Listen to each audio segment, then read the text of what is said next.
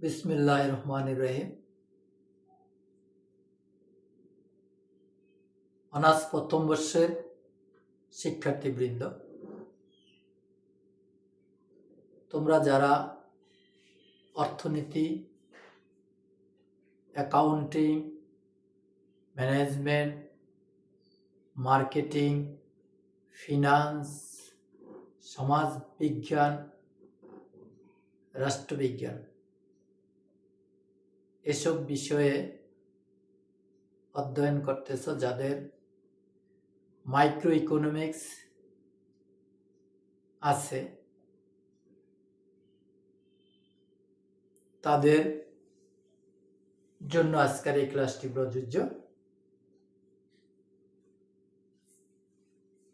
তা মাইক্রো ইকোনমিক্সের বা ব্যষ্টিক অর্থনীতির বা অর্থনীতি যাদের যেই নামই থাকুক না কেন,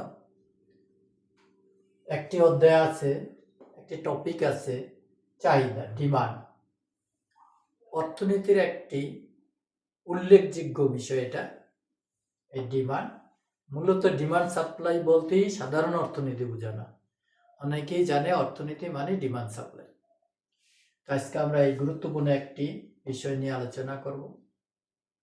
মনোযোগ দিয়ে তোমরা ক্লাসটি দেখবে এবং বুঝতে চেষ্টা করবে। শুরু করছি তাহলে। ডিমান্ড ইংরেজি শব্দ, এটার অর্থ হলো চাহিদা। তাহলে চাহিদাটা কি, এটা সাধারণ মানুষ যেটা বোঝে আর অর্থনীতিবিদরা যেটা বোঝে, দুইটার মধ্যে একটু ভিন্নতা রয়েছে। চাহিদা মানে কোনো কিছু পাওয়া, আকাঙ্ক্ষা, কোনো কিছু পাওয়ার যে ইচ্ছা, সেটাই হলো মূলত চাহিদা। অর্থনীতিবিদরা চাহিদা বলতে তিনটা বিষয়ের সমন্বয়কে বুঝিয়েছেন। সেই তিনটা বিষয় আমি এখানে লিখে রেখেছি। চাহিদা হতে হলে এই তিনটা জিনিস থাকতে হবে। একটা হলো আকাঙ্ক্ষা, একটা বস্তু বা দ্রব্য পাওয়ার ইচ্ছা বা আকাঙ্ক্ষা, ইচ্ছা থাকতে হবে, এটা সবারই আছে। সেকেন্ড যেটা, সেটা হলো সামর্থ্য। শুধু ইচ্ছা থাকলে হবে না, সাথে সামর্থ্য থাকতে হবে।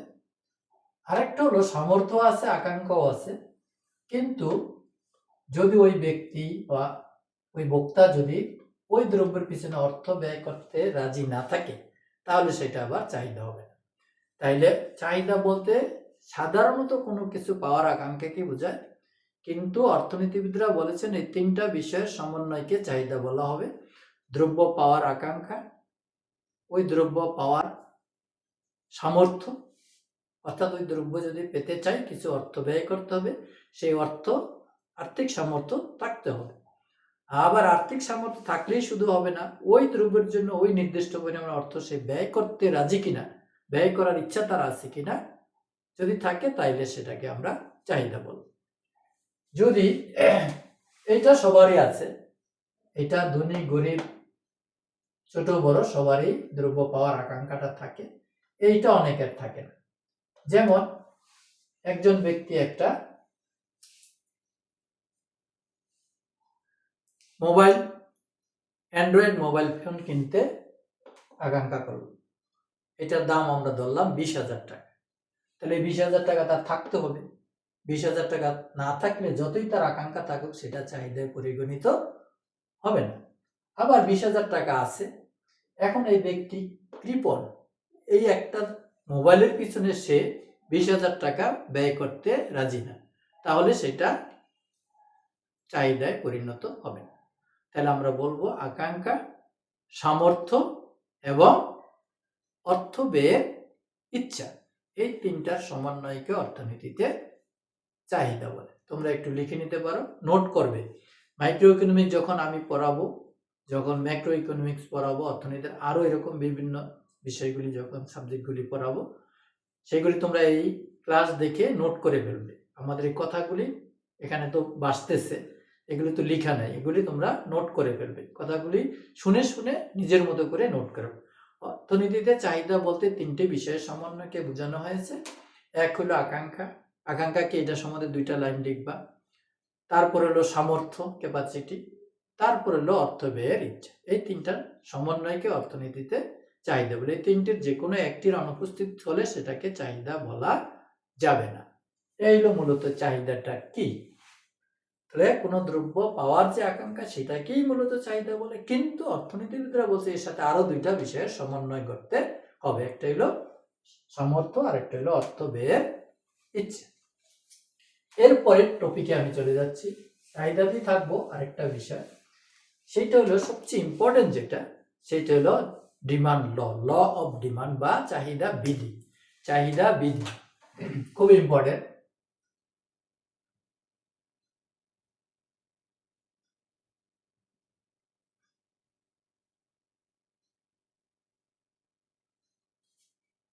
ডিমান্ড ল বা ল অফ ডিমান্ড।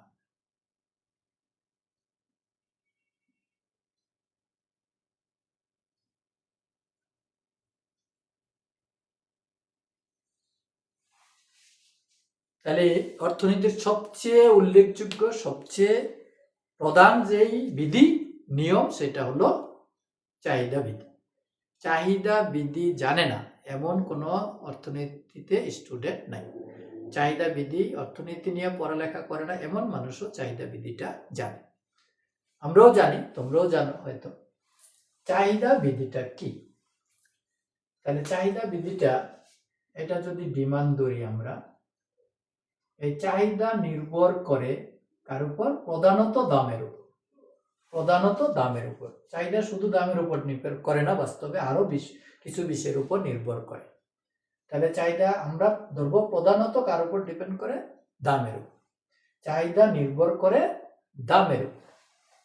এই দাম যদি বাড়ে, দাম যদি বাড়ে, আমরা এখানে লিখি একটু, দাম আর এই হলো চাহিদা।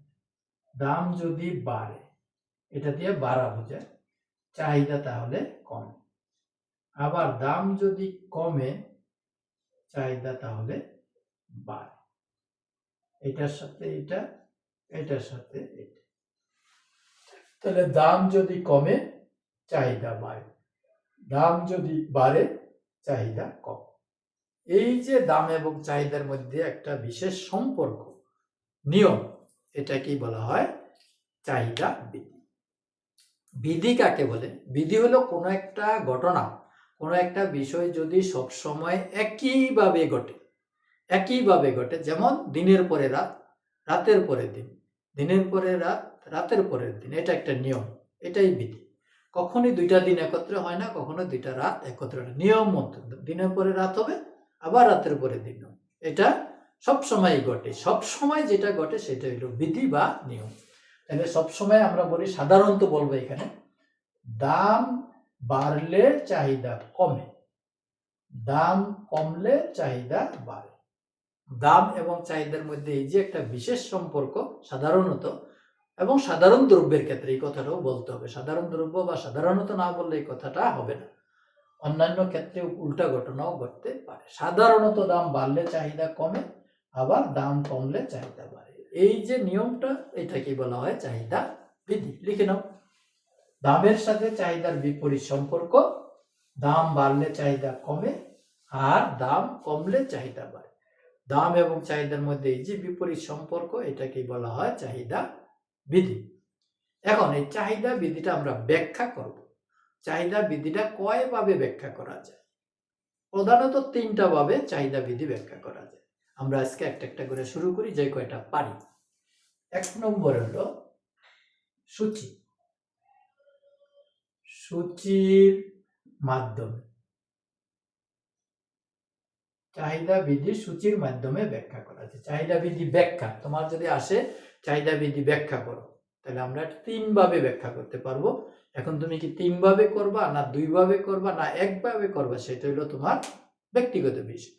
নম্বর যদি বেশি থাকে তাহলে 3 ভাবে করব, নম্বর যদি মাঝামাঝি থাকে তাহলে 2 ভাবে করব, নম্বর যদি কম থাকে তাহলে 1 ভাবে করব। আবার যদি নাম্বার 1 থাকে, শুধু সংজ্ঞা লিখে দিই, সেটা কি? দাম বাড়লে চাহিদা কমে, দাম কমলে চাহিদা বাড়ে। এই নিয়মটাকেই বলা হয় চাহিদা বিধি। 1 নম্বর থাকলে এর বেশি আর লেখার দরকার নেই। 4 থাকলে, 5 থাকলে আমি মিনিমাম 1টা বা 2টা দিব, 10 থাকলে আমি 3টাই দিব। তাহলে আমরা আজকে প্রথমটা, এখন আমরা শুরু করছি সূচির মাধ্যমে কিভাবে চাহিদা বিধিটা ব্যাখ্যা করা।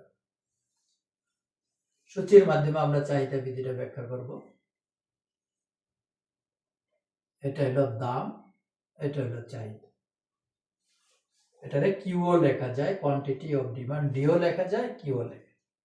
দামটা আমরা বাড়াতেও পারি, কমাতেও পারি, তোমাদের ইচ্ছা। আমরা বাড়াই,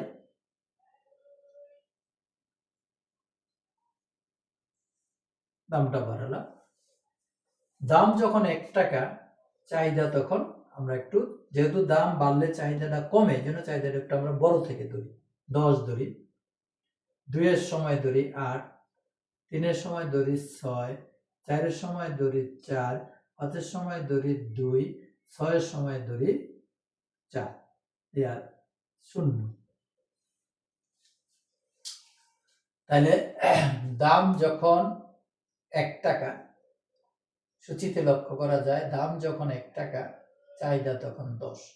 দাম বেড়ে যখন 2 টাকা হয়, চাহিদা কমে তখন 8 হয়, বা 8 একক হয়, বা 8টি হয়।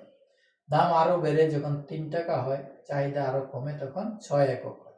দাম বেড়ে যখন 4 টাকা হয়, চাহিদা কমে তখন 4 একক হয়। দাম বেড়ে যখন 5 টাকা হয়, চাহিদা কমে 2 হয়। দাম যখন 6 টাকা হয়, চাহিদা তখন 0 হয়। তাহলে এইটা আমার মনে রাখার কোনো দরকার নেই, আমি এটা বাড়াই দেব, এটা কমাই দেব, যা লিখি সেটাই বলবো। সূচিতে লক্ষ্য করা যায়, দাম যখন 1 টাকা, চাহিদা তখন 10, দাম যখন 2 টাকা, চাহিদা তখন 8, দাম যখন 3 টাকা, চাহিদা তখন 6, দাম যখন 4 টাকা, চাহিদা তখন 4, দাম যখন 5 টাকা, চাহিদা তখন 2, দাম যখন 6 টাকা, চাহিদা তখন 0। এখানে লক্ষ্য করা যায়, দাম যত বাড়তেছে, চাহিদা তত কমতেছে। এটাই হলো চাহিদা বৃদ্ধি। এভাবে আমরা একটা সূচির মাধ্যমে চাহিদা বৃদ্ধি ব্যাখ্যা করতে পারি। এর চেয়ে সহজ পড়া তো অনার্সে থাকার কথা না, কোনো সাবজেক্টে এর চেয়ে সহজ পড়া না। অর্থনীতি যারা ভালো স্টুডেন্ট তাদের জন্য, আর এটা মুখস্থ করার কিছু নেই, বুঝলে হলো। এটা কি পড়ার আছে, আমি এই টেকনিকটা শিখবো, এটা বাড়াবো, এটা কমাবো, যা লিখবো সেটাই আমি এখানে বর্ণনা করবো, এছাড়া আর কোনো টেকনিক নেই, মুখস্থ করার কিছু নাই, শুধু এটা বললে হবে। এরপরে আমরা 2 নম্বর যে পদ্ধতিটা বলছিলাম, সেটা হলো কি, চিত্রের মাধ্যমে, জ্যামিতিক ব্যাখ্যা।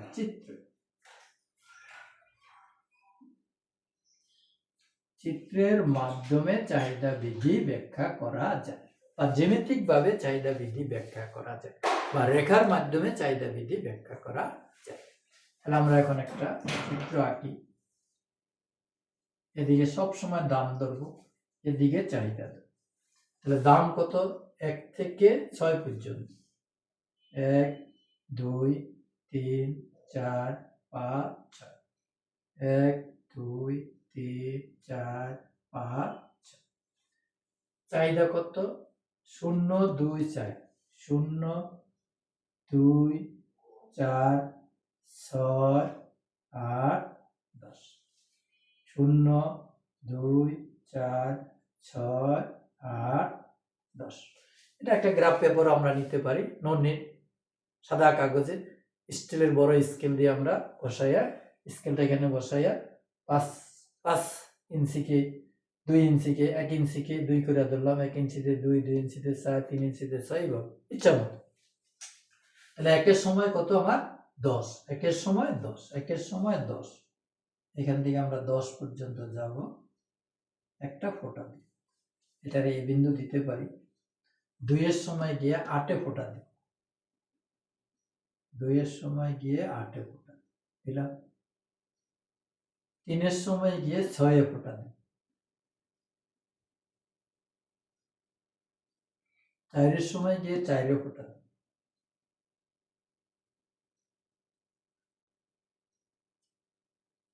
5 এর সময় গিয়ে 2 এ ফোঁটা দিই,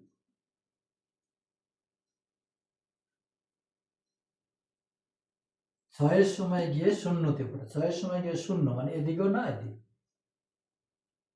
এখন এই বিন্দুগুলি আমরা যোগ করে দিব, দিলে এটাই হলো আমাদের চাহিদা রেখা, এটাই হলো ডিমান্ড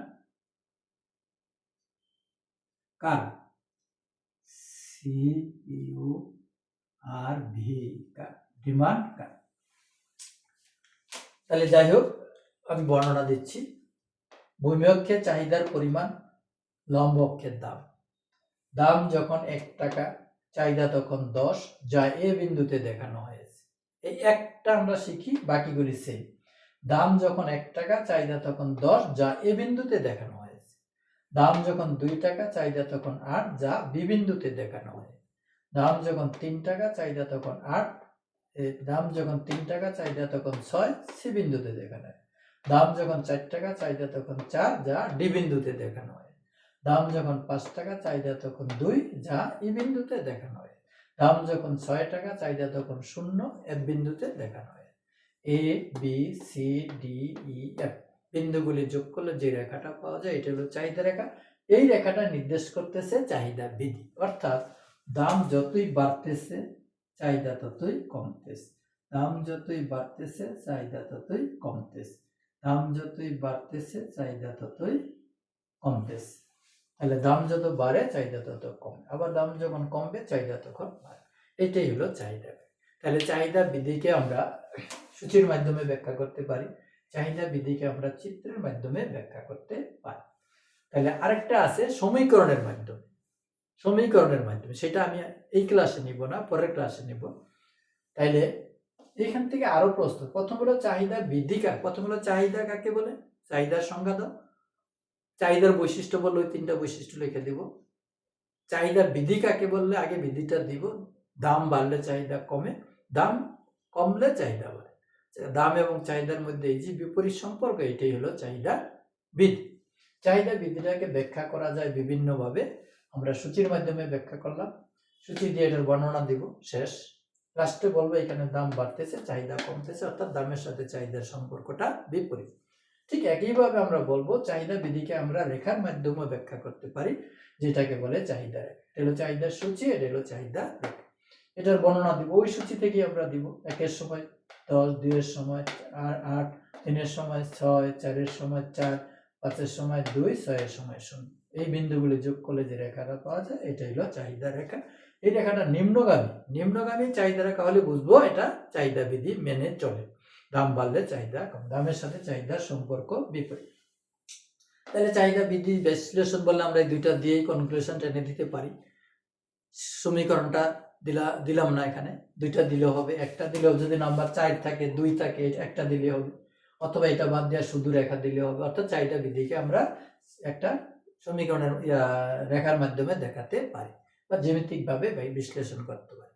তাইলে এই হলো চাহিদা বৃদ্ধি কাকে বলে ব্যাখ্যা করো, সূচির মাধ্যমে, চিত্রের মাধ্যমে। এখন যদি আমাদেরকে বলে চাহিদা সূচি কাকে বলে, আর কিছুই আসলো, তাহলে আমরা বলবো চাহিদা বৃদ্ধিকে একটি সূচির মাধ্যমে প্রকাশ করা হলে তাকে বলা হয় চাহিদার সূচি। এটুকু বর্ণনা দিয়ে দেব। এখন যদি বলে চাহিদা রেখা কাকে বলে, চাহিদা বৃদ্ধিকে যখন একটা জ্যামিতিক ভাবে ব্যাখ্যা দেওয়া হয়, রেখার মাধ্যমে ব্যাখ্যা করা হয়, বিশ্লেষণ করা হয়, তখন তাকে বলা হয় চাহিদা রেখা। তাহলে এই সূচি দিয়ে এই চাহিদা রেখাটা অঙ্কন করে দিয়ে বলবো এটা চাহিদা রেখা। যেহেতু রেখাটা নিম্নগামী তাইলে আমরা বলতে পারি দামের সাথে চাহিদার সম্পর্ক বিপরীত। অর্থাৎ চাহিদা বৃদ্ধি থেকে চাহিদার সূচি পাওয়া যায়, চাহিদা বৃদ্ধি থেকে চাহিদা রেখা পাওয়া যায়। তাহলে চাহিদা বৃদ্ধি ব্যাখ্যা করলে আমরা এই দুইটা শিখলাম। এখন যদি আলাদা করে যদি আমাদেরকে বলে শুধু চাহিদার সূচি বর্ণনা দাও, দিতে পারবো। যদি বলে চাহিদা রেখার বর্ণনা দাও, তাও দিতে পারবো। যদি বলে একটি চাহিদা সূচি থেকে চাহিদা রেখা অঙ্কন করে, এই প্রশ্নটা পরীক্ষায় আসে, লিখতে পারো তোমরা। একটি কাল্পনিক চাহিদা সূচি থেকে চাহিদা রেখা অঙ্কন করো। একটি কাল্পনিক চাহিদা সূচি থেকে চাহিদা রেখা অঙ্কন করো। অথবা যদি বলে একটি চাহিদা রেখা অঙ্কন করো, একই কথা। যদি বলে চাহিদা বৃদ্ধি প্রমাণ করো, ব্যাখ্যা করো, একই কথা। তাইলে চাহিদা সূচি, চাহিদা রেখা কাকে বলে? চাহিদা বৃদ্ধিকে সূচির মাধ্যমে প্রকাশ করা হলে তাকে বলে চাহিদা সূচি। চাহিদা বৃদ্ধিকে রেখার মাধ্যমে প্রকাশ করা হলে তাকে বলা হয় চাহিদা রেখা। এখন আরেকটা প্রশ্ন চলে আসে অটোমেটিক, সেটা হলো চাহিদা সূচি এবং চাহিদা রেখার মধ্যে পার্থক্য কি? লিখে নাও, চাহিদা সূচি এবং চাহিদা রেখার মধ্যে পার্থক্য কি? পার্থক্য নির্দেশ করো। কোনো পার্থক্য আছে কি? থাকলে ব্যাখ্যা করো। আরেকটা প্রশ্ন লেখো, চাহিদা রেখা বাম দিক থেকে ডান দিকে নিম্নগামী হয় কেন? এটাও একটা প্রশ্ন, আলাদা ইম্পর্টেন্ট প্রশ্ন আসে প্রায়। চাহিদা রেখা বাম দিক থেকে ডান দিকে নিম্নগামী হয় কেন? এটার মূল কারণ হলো চাহিদা বৃদ্ধি। দাম বাড়লে চাহিদা কমে, দাম কমলে চাহিদা বাড়ে, এই যে দামের সাথে চাহিদার বিপরীত সম্পর্ক, এই কারণে চাহিদা রেখাটা নিম্নগামী। দাম বাড়তেছে, যেখানে দাম ছিল 1 টাকা, দাম বেড়ে 2 টাকা হলো, চাহিদা কমে 8 হলো। দাম বেড়ে 3 টাকা হলো, চাহিদা কমে 6 হলো। দাম বেড়ে 4 টাকা হলো, চাহিদা কমে 4 হলো। দাম বেড়ে 5 টাকা হলো, চাহিদা কমে 2 হলো।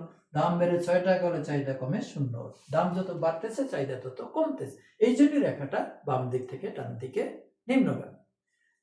তাহলে আমরা অল্প সময়ের মধ্যে, বেশি সময় হয় নাই, ক্লাসটা শুরু করেছি, এর মধ্যে আমরা অনেকগুলি কথা শিখে ফেললাম। আমার মনে হয় না তোমাদের এটা বুঝতে খুব একটা কঠিন হয়েছে। চাহিদা কাকে বলে বা চাহিদার বৈশিষ্ট্য কি কি, চাহিদা বিধি কাকে বলে, চাহিদা বিধিটি ব্যাখ্যা করো, একই কথা। চাহিদা বিধিটি সূচি এবং রেখাচিত্রের মাধ্যমে ব্যাখ্যা করো, একই কথা। যদি বলতো চাহিদা বিধি রেখার মাধ্যমে বর্ণনা করো, তাইলে সূচিটা চলে আসতো। আলাদা করে যদি আসে চাহিদা সূচি কাকে বলে, চাহিদা সূচি এবং চাহিদা রেখার মধ্যে পার্থক্য লেখো। চাহিদা রেখা কাকে বলে, চাহিদা রেখা বাম দিক থেকে ডান দিকে নিম্নগামী হয় কেন, একটি কাল্পনিক চাহিদা সূচি থেকে চাহিদা রেখা অঙ্কন করো। এটা একটা ইম্পর্টেন্ট প্রশ্ন। চাহিদা বিধি ব্যাখ্যা করো, এটা যদি কেউ পারে, এখানে যতটা প্রশ্ন, 10টা প্রশ্ন আছে এর মধ্যে।